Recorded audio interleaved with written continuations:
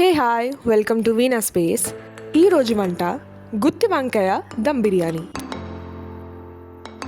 2 cups basmati rice కడుక్కొని పక్కన soak చేసుకోవాలి.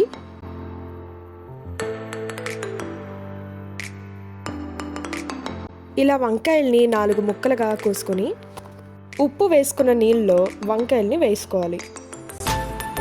మిక్సీ జార్లో అల్లం, వెల్లుల్లిపాయ, ఇలాచి, దాల్చిన చెక్క, లవంగాలు, వేరుశనగుళ్ళు, కొంచెం ఉప్పు, అలాగే కొంచెం పసుపు, 4 పచ్చిమిర్చి, 2 స్పూన్ల కారం, 1 స్పూన్ ధనియాల పొడి వేసుకొని పేస్ట్లా చేసుకోవాలి.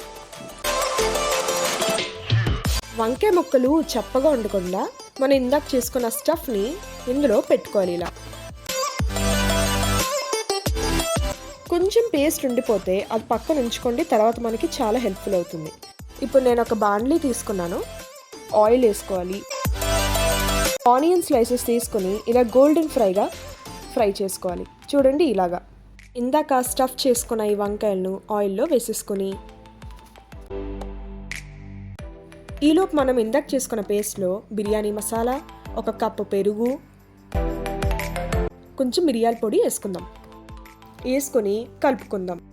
ఇలా వంకాయలు మగ్గిన తర్వాత పలావ్ దినుసులు, పలావ్ ఆకులు, ఇందాక ఫ్రైడ్ చేసుకున్న ఆనియన్ స్లైసెస్, ఇందాక మనం చేసుకున్న పేస్ట్ని ఇలా వంకాయల మీద వేసేసుకొని స్లోగా కలపాలి. తరిగిన కొత్తిమీర, పుదీనా కూడా దీంట్లో వేసి కలపాలి. అరచెక్క నిమ్మకాయ ఇలా పిండుకొని అది అలాగే ఉండగానే కలుపుకోవాలి. పక్కన ఒక గిన్నె తీసుకుని ఆ గిన్నెకి సగం నీళ్ళు వేసి ఇలా పలావ్ సామాన్లన్నీ నీటిలో వేసేయండి. అలాగే 4 పచ్చిమిర్చి, కొన్ని మిరియాలు, 1.5 స్పూన్ ఉప్పు లేదా 2 స్పూన్స్ అయినా వేసుకోవచ్చు. బాస్మతి రైస్ పలుగ్గా ఉండడానికి కొంచెం ఆయిల్ వేసుకోవాలి.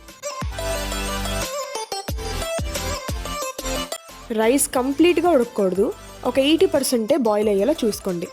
వేరే బాండ్లీలో 2 స్పూన్ల నెయ్యి వేసుకొని 80% ఉడికిన బాస్మతి రైస్ని లేయర్గా ఇలా వేసుకొని మనం ఇందాక చేసుకున్న వంకాయ పేస్ట్ లేదా వంకాయ స్టఫ్ని అలా ఒక లేయర్ లాగా, అంటే దమ్ బిర్యానీకి ఎలా వేస్తామో అలాగా వేసుకుని దానిపైన ఇలా కొరియాండర్ లీవ్స్, పుదీనా లీవ్స్, ఇందాక ఫ్రైడ్ చేసుకున్న ఆనియన్ స్లైసెస్, సేమ్ ఇందాకలాగా లేయర్ని మళ్ళీ రిపీట్ చేయండి.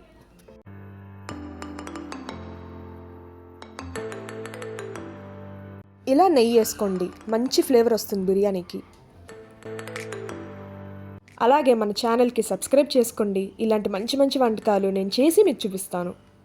అదండి, మన గుత్తి వంకాయ దమ్ బిర్యానీ రెడీ అయిపోయింది. పక్కా ట్రై చేయండి, చాలా బాగుంది. నెక్స్ట్ టైం కలుద్దాం. బాయ్.